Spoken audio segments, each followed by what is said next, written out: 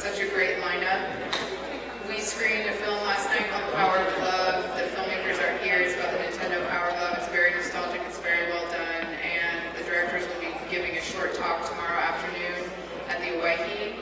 And also, we have a full slate of programming tomorrow at the Owyhee from 9:30 a.m. to 5 p.m. Also, Ty Johnson is here from Leica. He's going to be giving a really cool presentation on rapid prototyping. Leica Studios, based in Portland, Oregon. This is also the third year that Leica's been a part of Treeboard, so we're very lucky for that. I want to thank our sponsors, Trailhead, CK Mon and Karen Meyer, who are a big part of Trailhead, Boise State, Armistice, White Cloud, who made the app. It's been a really great experience this year. So thank you to everyone, to the city of Boise as well for making this possible, making Treeboard possible. I also wanted to let you guys know that our friend Jeff Chu is here. This is his third year as a part of Hackboard, and he's going to be moderating this conversation with David Zipper, this Fireside Chat. Just to give you guys a little information about Jeff, he's based in New York, and he travels all over. He's an author and a journalist, and was editor-at-large of Fast Company magazine. He's a fantastic guy, and we're lucky to have him back. And I would like to now introduce Lane Clay, and she is the Boise City Council president, and she's going to give us a little information about why we're doing this talk here tonight, so thank you so much. Thank you, Jordan. Well, thanks for coming tonight. This is so exciting. I'm glad to be here to introduce David Zipper from 1776, who is here to give us a little talk and then have a fireside chat. I'm excited to learn what they talk about. In addition to being City Council President, I'm the President of the Valley Regional Transit Board this year and the President of a national organization, the Association of MPOs. So David's interest in transportation is also an interest of mine, and I'm really excited to hear what he has to say. The City of Boise is also excited about the ideas of how we can use technology to build better mobility and access around the city. And I'm particularly hopeful that eventually, actually not too long from now, we begin to have a shared mobility platform, whether it's one that's already existing out in free space that we just direct people to, or one that we ran for the City of Boise. I don't know which at this point, but it'd be something that you could go on and say, I need to go from here to here. Okay, I can walk or green bike this first part, I can take transit on this second part. If I drive, I can park here and then I can get a green bike. Whatever the mode might be, the idea is to get from here to there as quickly and easily and conveniently as possible, using whatever mode is the most available and easiest to use. And it might include some private sector vendors, such as the shared transportation networks as well. So I'm excited to hear how that might actually play out, and I hope we'll hear a little bit about that tonight. In addition, for those of you who are here, immediately following the Fireside Chat, we're going to have a hackathon. City of Boise and ACHD and Compass have all created some shared open data, and we're hoping to use that to figure out how to make bicycling safer, both inside the City of Boise and also in the Treasure Valley. So if you're interested in participating in that, please stay and do so.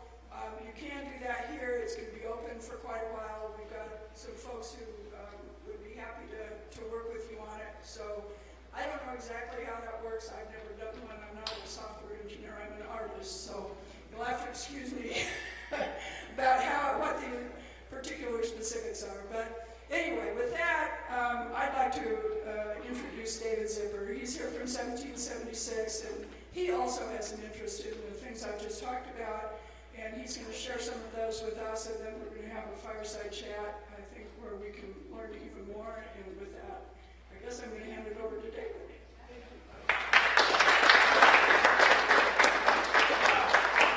Thanks, Renee. It's my first time in Treeboard. I see there's water here, but I feel like it's appropriate to be drinking beer. So, yeah, I learned that quickly. So I'll put that down. Thank you, Elaine. Thanks to Jordan, to Mayor Beater and Nick Miller and Rhino, really all of whom came together to invite me to come out here from Washington, D.C. To Treefort. It's my first time in Treefort, also my first time actually in Boise. And I realized pretty quickly I was going to enjoy my time here. I think about 20 minutes after I'd arrived, I was walking around downtown, I saw there was a band playing called Leftover Salmon. And being from the East Coast, it's hard to think of a more appropriate band to see in Boise than Leftover Salmon.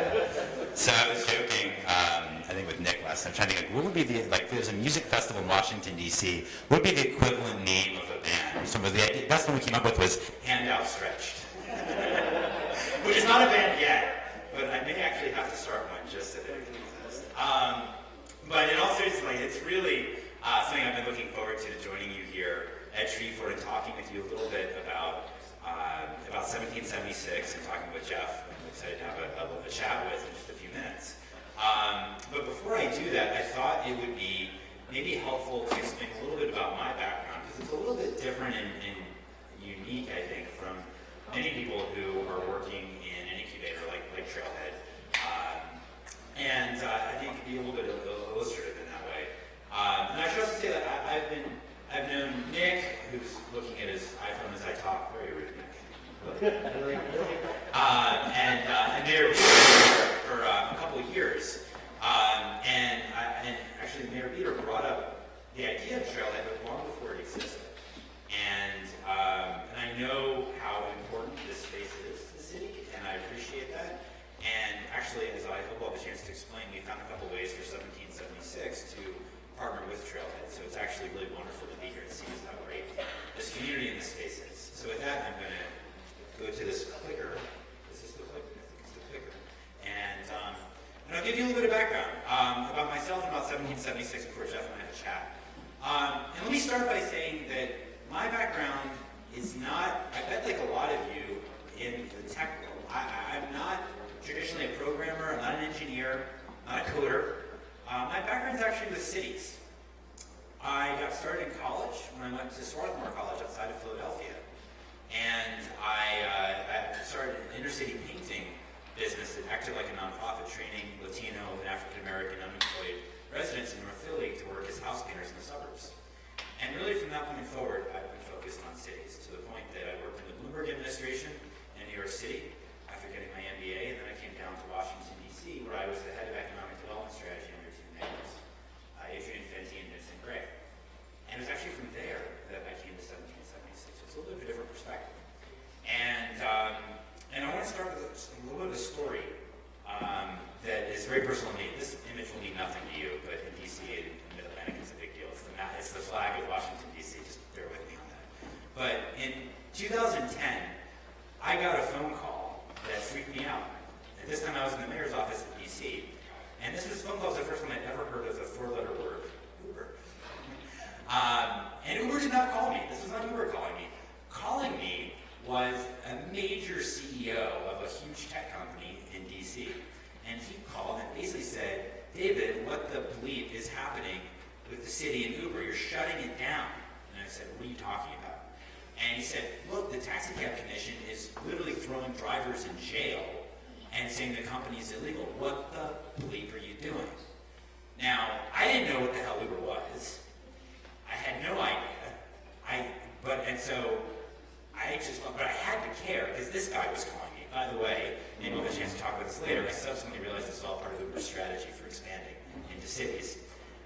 But I was kind of screwed because I needed to advise Mayor Gray at the time what to do about this crisis, because I was in charge at the time of all tech strategy in D.C. I was the head of economic development strategy, and tech was a big priority. And I felt like I was behind the curve, trying to chase and catch up, saying, is this a good thing for the city? Is it a bad thing? Do we respond this way? Do we respond that way? You know, and maybe you feel similarly sometimes when new technologies are coming down the pipeline.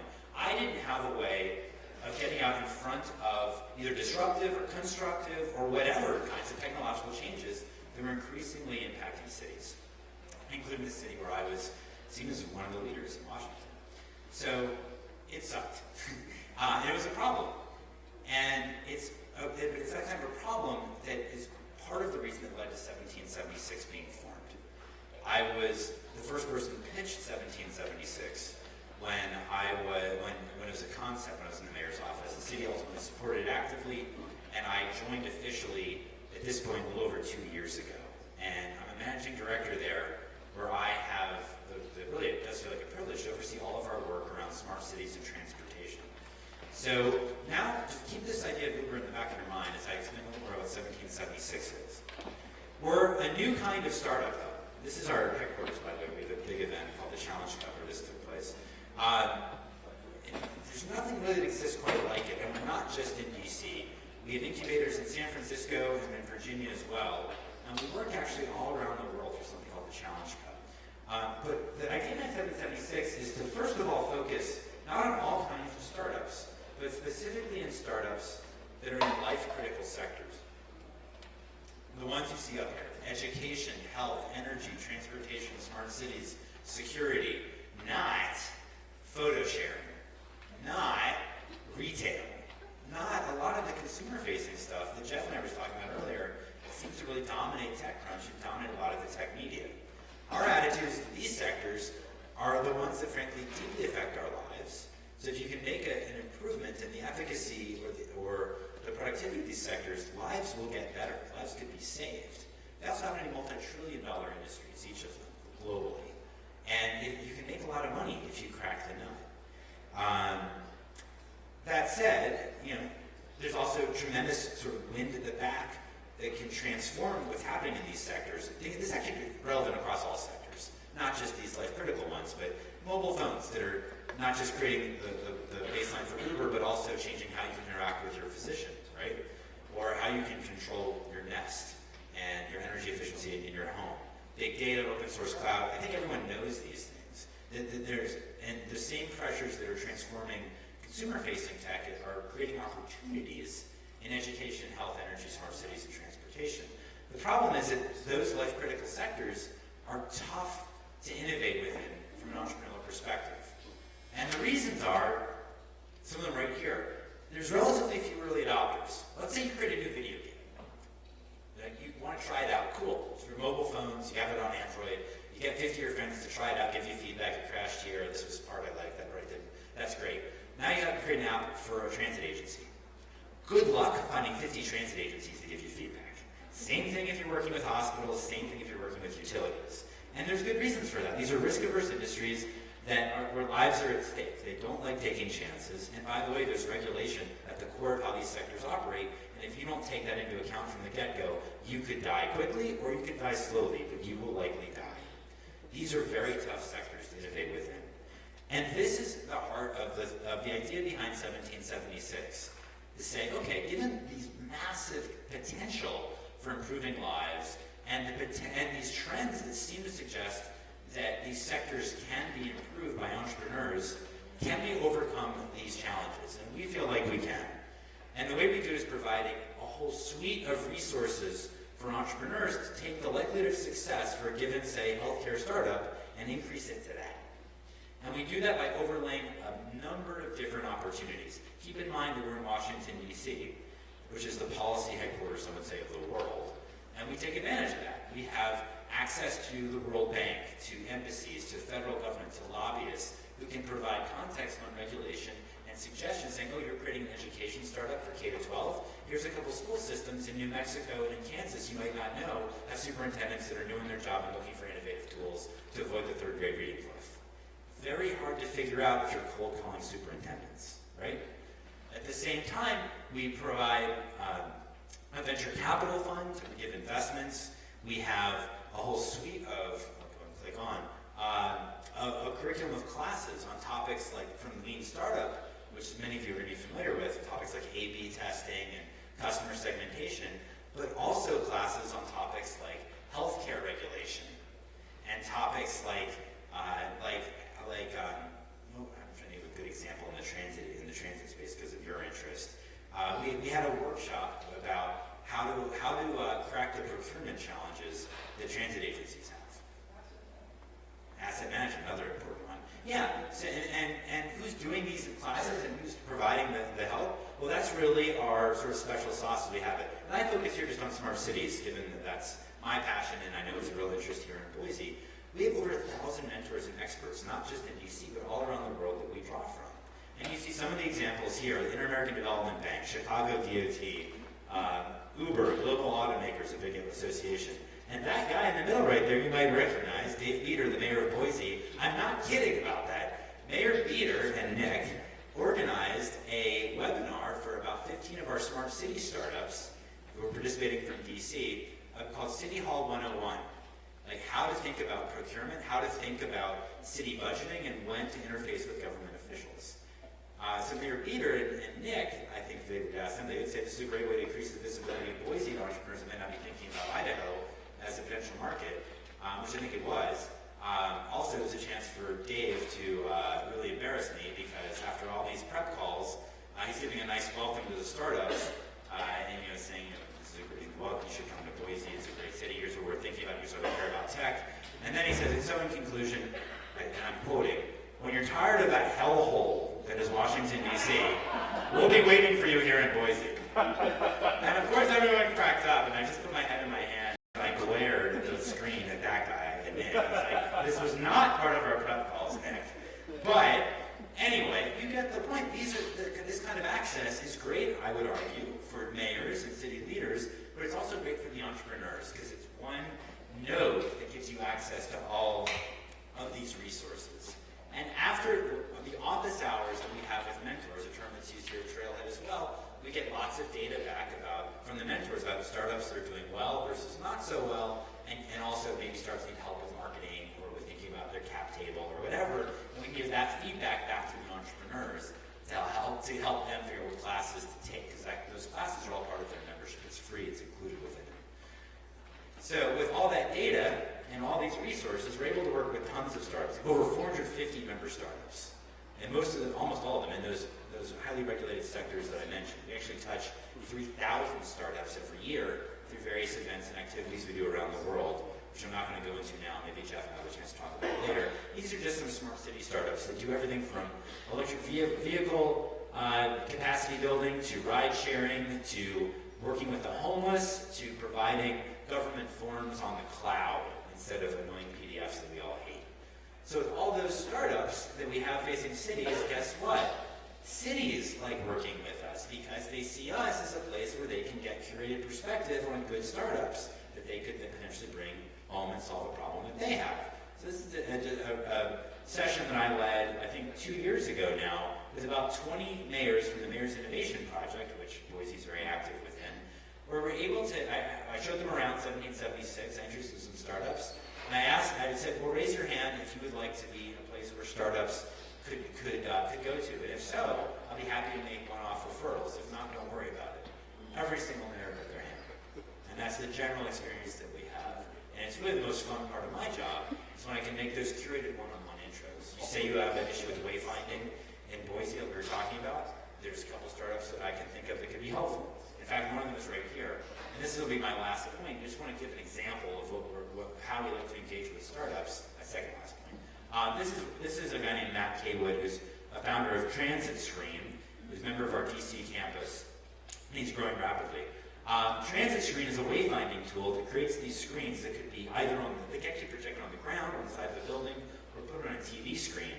And there's a lot of different versions of it, but the most basic benefit is you can see it's actually providing you with guidance, saying, basically go to the left and out of this building, and there'll be a bus at R3 you can catch in 2 minutes.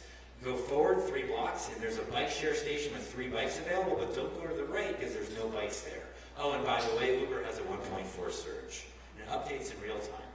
So what's the value of this? It gives you the power as a pedestrian to decide how you want to get around, and the independence to make your own decision. And a lot of studies have shown it's that independence that makes people want to drive themselves. Not because they hate transit, but because they feel trapped. So this becomes a freeing technology in that way. It's quite powerful. So what did we do with Transit Screen? We introduced them to this guy. This is Ike Leggett, who I don't expect you to know. And some of the most powerful connections we can make are not with celebrities. They're with people like him. He's the county executive of Montgomery County, Maryland. That's a suburban county in Maryland with 1 million residents. It's huge. And he came over, did a roundtable with some of our smart city startups, met Transit Screen, said, I want this, figure out how to make it happen. His team heard him. The Chief Innovation Officer of Montgomery County subsequently worked with Transit Screen and with Kaiser Permanente to get Kaiser to pay for a whole pilot program that deployed these transit screens in near subway stations all around Montgomery County. So it actually didn't cost the county anything, but it gave a great opportunity for Transit Screen to spread throughout an important jurisdiction, and it achieved an overall county goal of promoting mobility and health among residents. That's the sort of thing, like, did we do this? No. Of course it was Montgomery County and Transit Screen to get the credit for it, but we love making those kinds of introductions that can be productive. And of course we get some other leaders too, like Obama when he visited. I actually don't know why I put this here, except I thought it was fun to say that Obama visited. He thought it was a fun space, except he said, I think I get no work done if I ever was here. So I don't think he's going to become a member after he leaves, although he said he's going to stay in D.C. for a while, so we're hoping maybe he'll reconsider. We get all kinds of VIP leaders, and it's actually a lot of fun to make these kinds of customized introductions. Every now and then it gets a little bit awkward, like when David Cameron came, the UK Prime Minister. Again, we're 1776. Our slogan is where revolutions began, right? Where revolutions began. Great year for us, right? That's so good over there. So we just told them, oh, it's, when Adam Smith wrote The Wealth of Nations. And we just went on from there. It was fine. We're all friends now. And, and the concluding point is, remember how I struggled when I was in the mayor's office figuring out what to do about Uber. This is something that I just think is so neat on a personal level. 6 months ago, we had this guy, David Plouffe. Some of you may know he's a senior advisor to Obama, or has been until he left to join Uber as the director of global policy. He came and gave a huge speech about the economic impact of Uber in front of an audience of 600 people. The head of the CEO of Vox Media interviewed him afterwards. And I found myself thinking, wouldn't it have been great if this resource had existed 5 years ago when I was trying to figure out what the hell to do about these kinds of technologies and what would be my source of information. So that gives you, I hope, a flavor for what we do and sets context for the chat we'll have with Jeff. For those who want to learn more, just a final point, you can always just email me, david@7076.vc, and we have a free newsletter if you want information about what all we do here. But with that, I'm looking forward to having a conversation with Jeff. Thank you.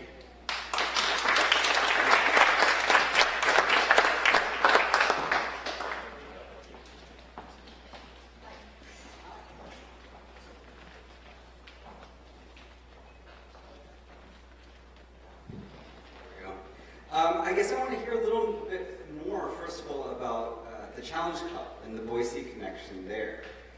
Can you talk a little bit about? Yeah, no, absolutely. So this was really a city-focused presentation.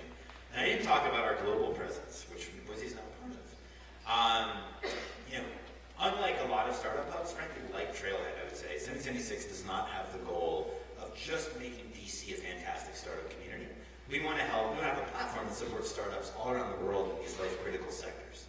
So to go out and meet startups in these life-critical sectors, for 3 years now, we've done something called the Challenge Cup, where this year we started off with 45 competitions all around the world for early-stage startups in life-critical sectors. Cities from Berlin to Bogota to Beijing to Bangkok to Boston to Boise. And only these cities, exactly. I don't know why, but I think first time I was asked this question, I thought it was and now I just remember. I'm sure there's others as well. Dublin, there's one that's not a B city. But what was great about it is I think there were 250 people here, as I understand it, from the competition held here in Boise and right here in Trailhead. And the top 3 winners went on to one of the regionals in San Francisco, where they competed against startups from Salt Lake City and Seattle and Phoenix and Denver, as well as San Francisco. And one of those 3, Gen Z, was one of the top 5 in all of the western half of North America, and is going to be traveling to Washington, D.C. for something we put together called the Challenge Festival in June, where 50 startups coming from all around the world compete for over $1 million in funding for a huge audience. And I think, for those of you who are here from Boise, it's kind of cool to think, literally the way it works is that we start at that competition saying, now so-and-so from Mexico City, and so-and-so from Manila, and so-and-so from San Francisco, and now so-and-so Gen Z from Boise. So it's something that we're really excited about a couple months away. So one of the themes in the last couple of years that I've been here for Hackforth has come up is a desire to grow this community, right? To welcome new entrepreneurs, to entice them to Boise. Given your work at 1776, what have you learned about what new arrivals need when they get to a city? How do you cultivate an atmosphere of what you might call entrepreneurial hospitality? Yeah, I love that phrase. You should have it, by the way. So that's something I can speak to also from my mayor's office hat when I was in D.C. because it's something I worried about when I was in charge of tech policy. I think it's really important to have some sort of onboarding mechanism for new arrivals or for people who are considering becoming new arrivals in the city. What if you have an idea for a company and you're deciding where to locate? This happens all the time. But I think having a place like a 1776 in Washington or a trailhead in Boise that can act as that front door where you can meet other entrepreneurs, you can meet potential investors, you can meet mentors, I think actually increases the likelihood that startups are going to locate in the city at all. And it also increases the likelihood that they're going to find access to people they can work with once they're here. In DC, DC is a big city. We're a 5.4 million person region. And there actually was no place like that before 1776. And now, all the time, I meet investors who say, yeah, I never would have gotten involved in investing in startups unless I was able to come to a couple events at 1776. Or entrepreneurs, like one I talked to last week, who said, yeah, I felt like I needed to be in a big city to try out my product. And I didn't know where to go because I'd been abroad for years. And I felt like the 1776 community was one that would be supportive of me. And so that's one thing I know the city made a big investment in Trailhead.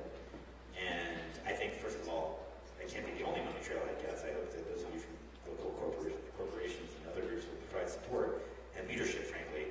But I think it's actually a really important and strategic investment in the city's future. So how much knowledge and how much of the best practices when we're talking about this kind of thing are transferable? Because every community likes to say, oh, we're unique, we're different. So how much is location specific and culture specific for Boise? And how much can they look at your example in DC or at another incubator somewhere else and borrow? Yeah, no, it's an important question, and it's one that is a little bit difficult to answer.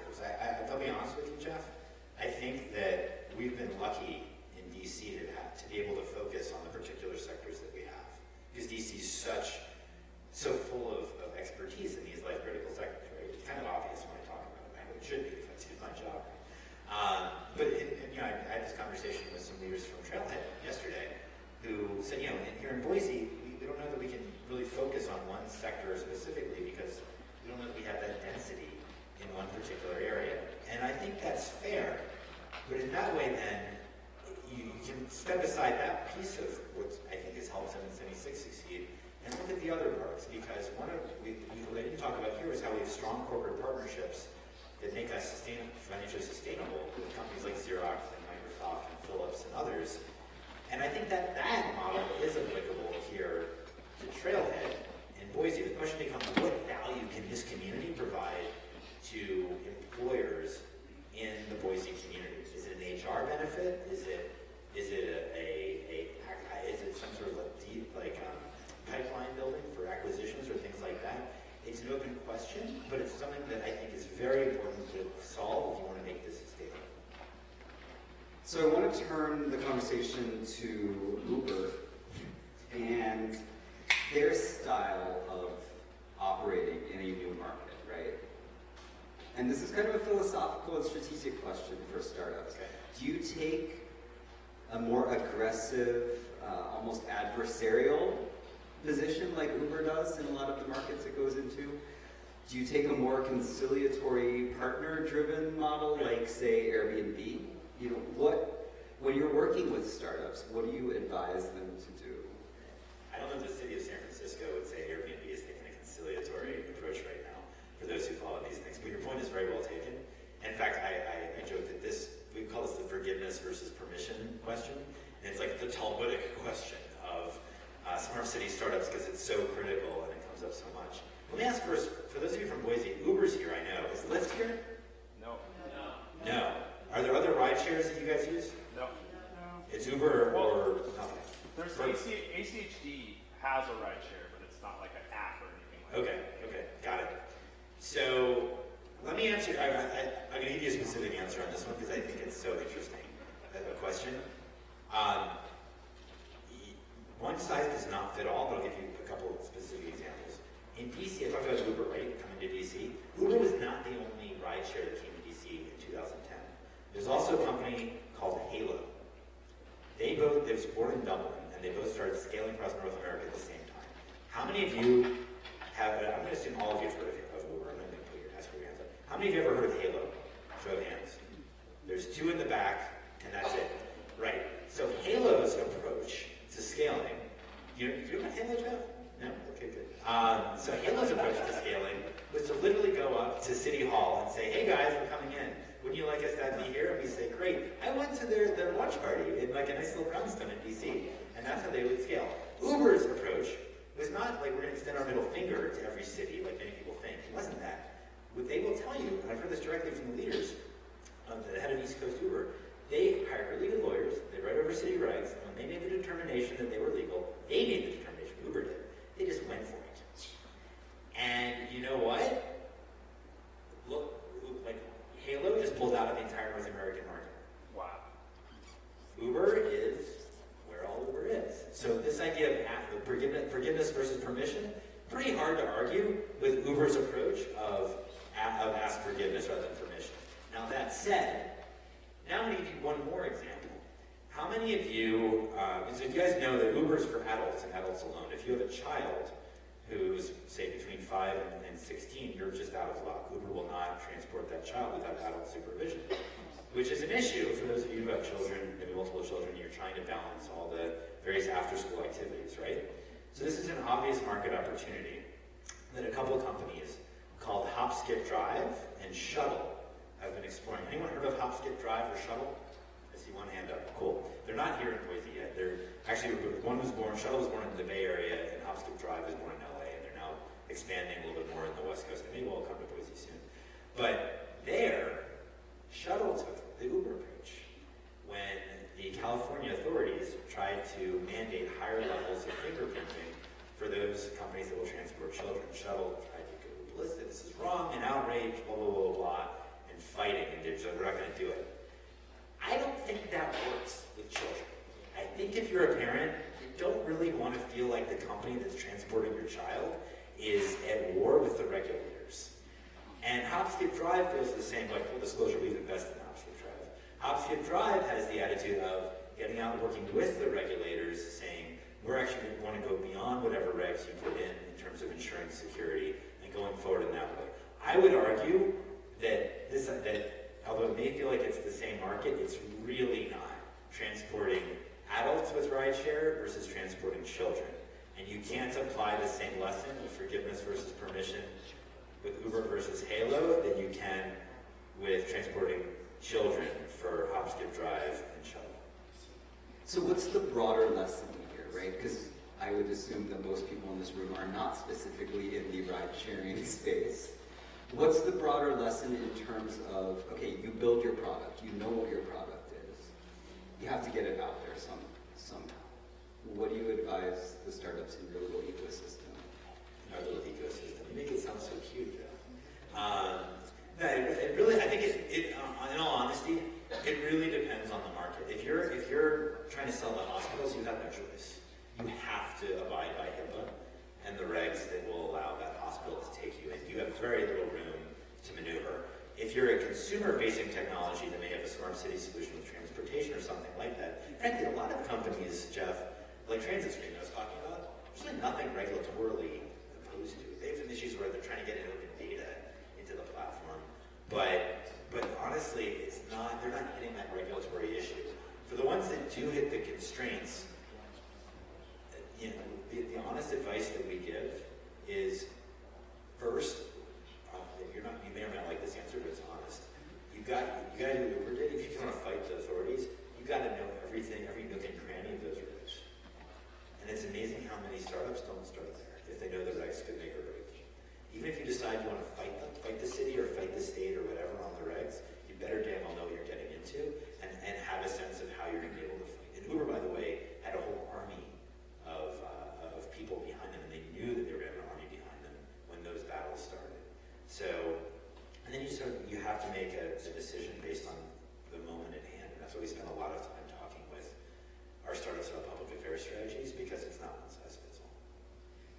so many startups fail, right?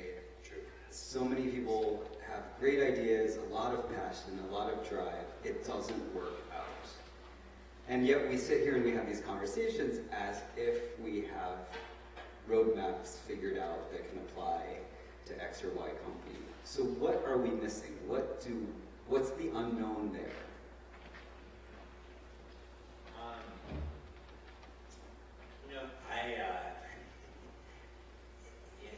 You guys remember Robert Rubin, who was the Treasury Secretary under Bill Clinton? Says nothing. You're like, what the hell are you doing? He wrote his autobiography is one of the best books I've ever read, and he talks about the role of probability and how it guides everything he did in his career as CEO of Goldman Sachs and everything in his career as the Treasury Secretary, and how there's never certainty, and you need to basically think about how you can change the odds more in your favor and cover your assets. And for that, because the Sophie autobiographies actually have a real theme through it, this one really does. And that's a lesson that stayed with me, and it's something that I apply often to startups. Yes, most startups fail, Jeff. They probably will always mostly fail. Most of 1776's startups will fail. That's okay. I think everyone, how many of you are entrepreneurs? Quick show of hands. About half, okay? I suspect all of you are well aware that most startups fail, and you have accepted that as a reality. The question then becomes, how do you again take that X% likelihood of success and increase it to X plus delta? And at 1776, our goal is to maximize that delta for you. We do that through a philosophy that I hope came across in my presentation. With our ideas, you got to have classes, you got to have networks, you got to have access to capital, and you've got to have a particular kind of training that takes into account regulatory constraints and how to find early adopters if you're in one of these life critical sectors. But there will always, Jeff, in any of these sectors for startups, be a high likelihood of failure, and I think we're deluding ourselves if we think that's ever going to change. So that leads me to ask you about one specific, maybe obstacle course that faces certain entrepreneurs, especially in technology, which is a lack of diversity. And DC is very diverse. I want to hear a little bit about whether that diversity translates into the startup sector that you see. I know that in the last couple of years at Hack4, diversity, both gender diversity in technology, as well as racial and ethnic diversity, has been kind of this subcurrent that's been bubbling in some of our conversations. So do you see that same degree of diversity in 1776 that you do in DC more broadly? Why or why not? And how much of an issue is that for you? So diversity means different things to different people. I'll tell you first, I'll say there's one measure of diversity where I think would be great, which is women in tech. Everyone knows that's a big issue. There are not enough women in startup communities compared to men. We are very lucky to have one of our two co-founders is a woman, Donna Harris, and she's a very vocal advocate for women in tech. And I think that she's created a tone that feels very comfortable to female entrepreneurs. So by last count, I think it's something like 45% of our member startups have at least a female co-founder, which is, as you know, is quite good, right? So in that way, we feel great. Now, I think when you said DC is a diverse city, I suspect you were not saying, oh, there's, half the population is women. Yeah, I don't think that's what you meant. You probably were alluding to the ethnic diversity, and particularly there's the city of DC is about 48% black, and the black population is lower income. And in that area, we're not doing we're not as engaged as we want to be. There are African American, Asian American, Latino entrepreneurs in 1776, but they're not as many as we want. And this mattered to me when I was in the city too. There's a variety of issues at play. Part of it has to do with the intimidation factor. If you come from an African American lower income community, you see, frankly, a place like this, and you're like, that's for those people. I don't feel comfortable when I go. And it's unfortunate people feel that about 1776, and I suspect they may feel about Trailhead too. But our attitude at 1776 is the way to break that down is to actually go to those communities. And so we've actually invested in some coding academy trainings that we've sponsored with partners Anacostia River, which was the poorest African-American area of the city, as a step in the right direction. We try to talk about this and be open about it, but it is a deep issue. And by the way, just pointing your finger at Apple and saying, fix this, or for that matter, pointing your finger at us and saying, fix Solon, I just don't, I mean, it's good pressure to say, as to the community, we have to solve this, but it's not like, I would argue, most companies are racist or whatever else. It's that these are systemic issues that require truly thoughtful strategic intervention to solve, both public and private, and there are no shortcuts. And I think, my business is part of the problem, right? Because we're daily, weekly, monthly, we're not thinking in the long term, right? So the press coverage is all about that quick hit, the headline. Yep. And we're not particularly interested in long-term solutions. Yeah, it's your fault, Jeff. 5%. I'll take 5%. Let's talk about a different kind of diversity, though, which is the diversity in the kinds of startups you work with. I want to hear a little bit about what value you see in having companies from different sectors. You talked earlier about the bias. You alluded to the bias that we have for consumer-facing companies. Yeah. And again, that's a fault in my business. I know at Fast Company, we would much rather write about the Apples, Googles, Facebooks, Twitters of the world than we would about less sexy and consumer-facing organizations, right? So can you talk about that kind of diversity a little bit and the challenges that companies face? Yeah, we really believe that there's an inherent bias for consumer-facing tech. The 7076, the tech that can solve problems of the real estate sector, or cities for that matter, or hospitals, just don't, for whatever reason, aren't seen as being as sexy. And we frankly think that if you start looking at the math in terms of just where the market opportunities are, the sectors I have on screen are gigantic compared to, say, consumer internet or social media or whatever. So that's why we get excited about the sectors that we do. And for us, I hopefully made clear, there's some areas that we do deprioritize, like consumer web, or fashion. That doesn't make a lot of sense in 776 if that's what you're going to be focused on. But, those 8 sectors up there that are life critical, there's some nice complementarities between them. Like, for example, hospitals. So you might think, okay, so you work with hospitals, 776, and we do, so they're going to want to work with our health service, right? Well, yeah, but if you think about it, a large health center is kind of like a small city. They have transportation issues, they have energy efficiency issues, they probably have education issues, training their incoming staff. So we feel like in these life critical sectors, there's some nice complementarities between them that we try to capitalize to the best extent that we can. And how would you advise a city like Boise, right, to specialize or not, to build up a cluster of expertise or not? I mean, what I would imagine that not every city can have the entire ecosystem of technology solutions. Yeah. Yeah, so that's why I was just talking with some leaders of Trailhead and with the city about this yesterday. One approach, which I think can make sense for a city like Boise, is to say, well, let's really try to be here in Boise, not just the center of the Boise startup ecosystem, but really all of Idaho. Let's own it. And let's build alliances with varying leaders in Pocatello, Idaho Falls, and Moscow, Coeur d'Alene. I'm sure there's some startups up there, probably focused on ag tech, I would guess. I could well be wrong. You guys can correct me. But instead of, what you could do is do an event every 6 months or so here at Trailhead, where you're featuring some of the best startups that are based here in Boise, but also bring in some from those other parts of Idaho. And then you publicize it, not just to the entrepreneurial community or the tech community in Boise, publicize it in Salt Lake. It's what, a 5-hour drive? Is that what I'm told? Yeah. Portland is 7 hours away, Seattle is 8.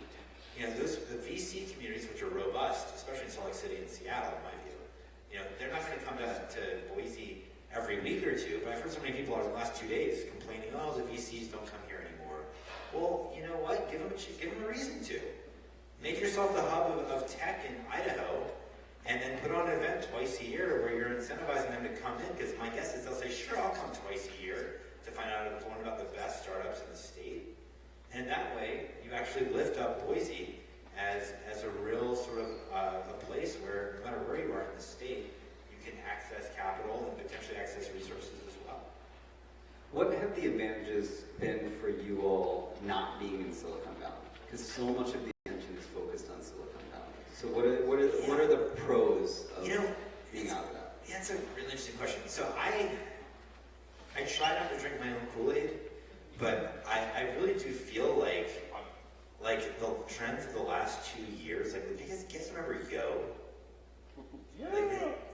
Right? Like the one that could just text Yo, they'll have send Yo to somebody. Like these idiotic, pointless startups that have started to create a real backlash against the Valley.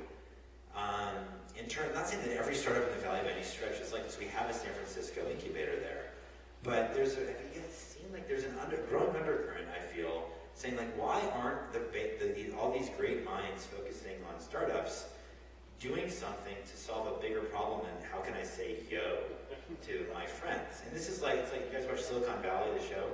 I love Silicon Valley.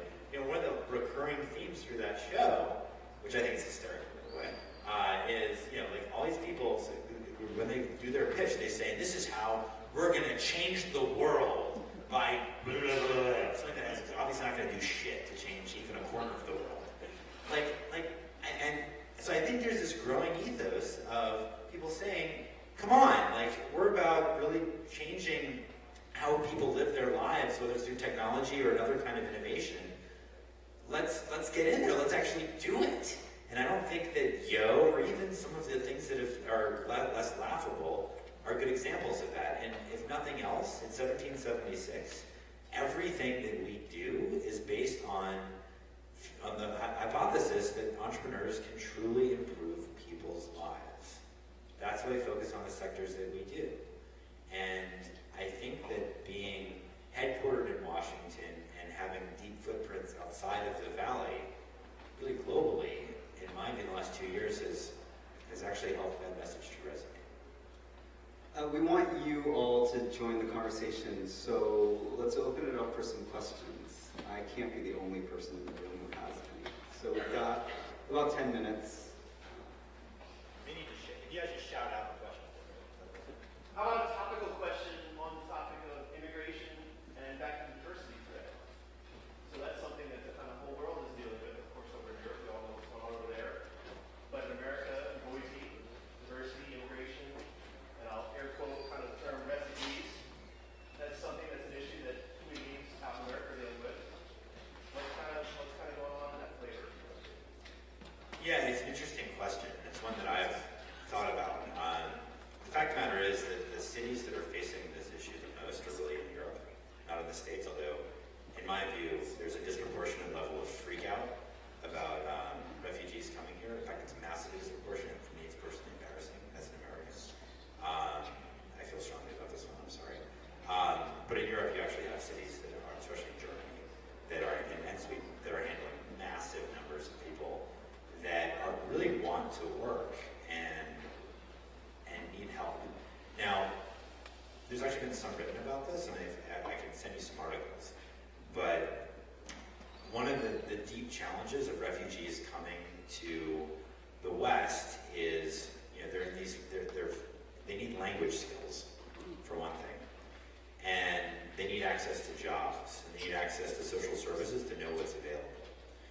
And what's not always reported is the refugees that have come to Western Europe successfully in the last 9 months or so have been more affluent than you might think. These are not the median households of Syria. They found a way to get to Western Europe because they probably had some money, they're probably decently educated, and they probably have smartphones. So some of the tools that are being most helpful to them are apps that they can download, their language learning tools for German or Swedish or skills like that, and some public sector apps that give direction on how you can register for work, what's legal or what's not legal in terms of how you can work and some skills like that. And then there's just some ways of sort of meeting other people who speak your language, because one of the deepest dangers in these refugee communities, and as I've looked into this, is actually boredom. People having nothing to do.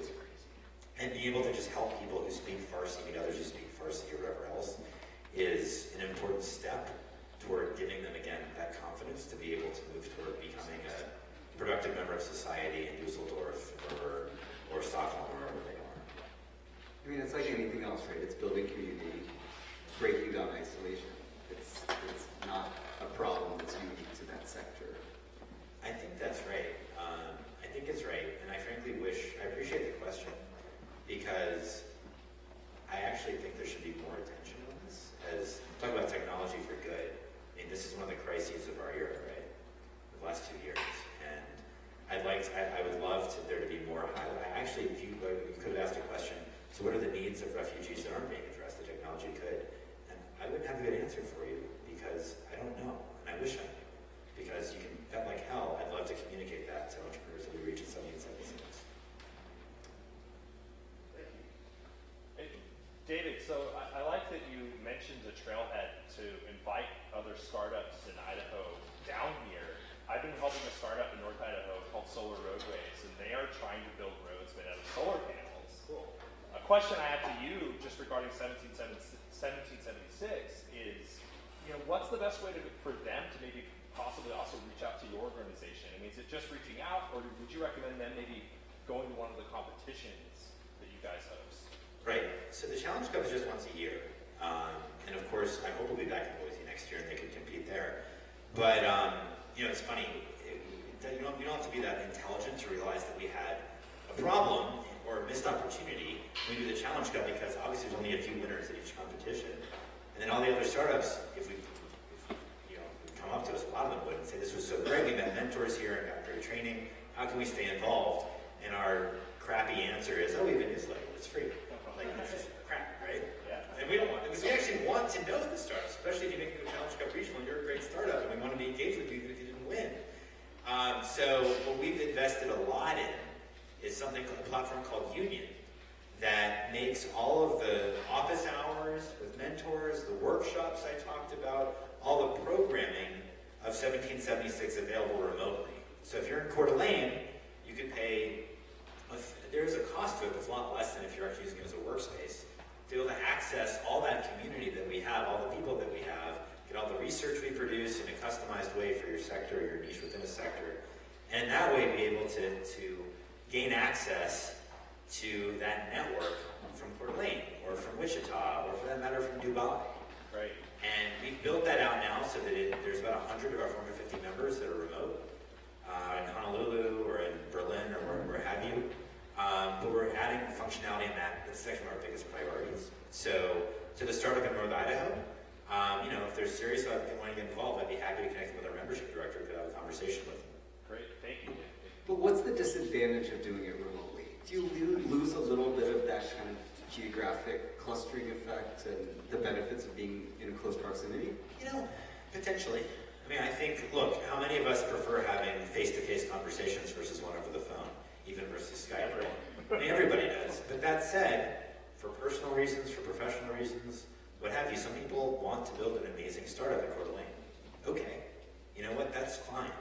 And from a societal perspective, particularly in these sectors, why wouldn't you want to help that entrepreneur succeed? So do you sacrifice something, Jeff? Yeah, probably, to be honest. But that doesn't mean you can't gain by being able to access resources outside your community. I was trying to Google a bunch of the startups that you mentioned in your slideshow, and I wanted to know how many of them depend on public or open data to succeed, and how valuable is that? Look, some of them. I don't know if I can give an exact number or proportion, but like Transit Stream, I was just mentioning, right? It's a pretty good example, isn't it? Because they're using APIs to draw down all kinds of transit arrival and departure time in real time. So it's quite a bit. I believe you're in the thing, right? You do open data for the city of Boise. You probably care about this issue quite a bit. I want an honest answer from you, because Am I lying to you? I think I'm being honest. No, a number do. One of the challenges, in all honesty, around open data is that I meet a lot of city officials who feel like, you know what? I've solved the problem. I dumped all this crap out into the interwebs, and now these entrepreneurs, you people, will go around and scurry and make something productive out of it. Thank you. And it just doesn't work that way. You all know that. I'm sure you would never do this, Dan. I know you're much more savvy than that. But in all seriousness, there's a lot of data that just goes nowhere that cities put out there. And at the same time, there's an underinvestment in some cities in assuring the accessibility and reliability of the data. Like Transit Screen, for example, got really screwed by a really big city transit authority that basically took all of its data of arrival and departure time and moved it from one site into GitHub and didn't tell anybody. So these startups were using the data inaccurately to tell everybody when this regional rail was going to be arriving and departing, and they only figured this out when the customers, citizens, were complaining. Like, that doesn't make the startups look good, it doesn't make the city look good, and it's so avoidable. But if you think about it, it's kind of understandable because someone needs to feel like it's part of their job within the city or the transit agency, not just to make the data available, but to make it accessible and reliable. So that's the lesson I usually give to city officials like yours, like you, which is overdo it on the communication side, not as opposed to the excessive, just the availability side. Let's take one more question. So I loved hearing that you've got a background in city government and are now working in the startup space. I work for state government, and I have a startup that I've been working on for over a year now, I guess. And my field for state government is utility regulation, and it is definitely a risk-averse, tends to be slow-moving, does not love innovation. So I'm wondering what kind of startups you deal with, or what kind of problems they're trying to address or working towards. Utilities? Or the startups. I know what utilities are kind of dealing with. What solutions you see startups trying to provide in the utility space? Okay. Yeah, as I say, utilities, in my experience, generally have their head as far into the sand as they can get it, saying, please go away, please go away, please go away, please go away. For reasons that actually are understandable, you feel sorry for the utilities when you start getting into this and you realize, like, that, just what a tight spot they're in, and I won't bore everyone with this, but it's an issue. So to answer your question in terms of the interesting types of startups we see around energy and utilities, globally, I was in Nairobi 3 weeks ago for the Challenge Cup Regional across Africa. And interestingly, across Africa, there are two areas where you see tons of innovation. One is electrification, because there's so many households that don't have any kind of access to power. And the second is finance, because everyone now has cell phones, and they don't have bank accounts, but there's all kinds of technologies to allow people to engage in the financial system for the first time through their cell phones.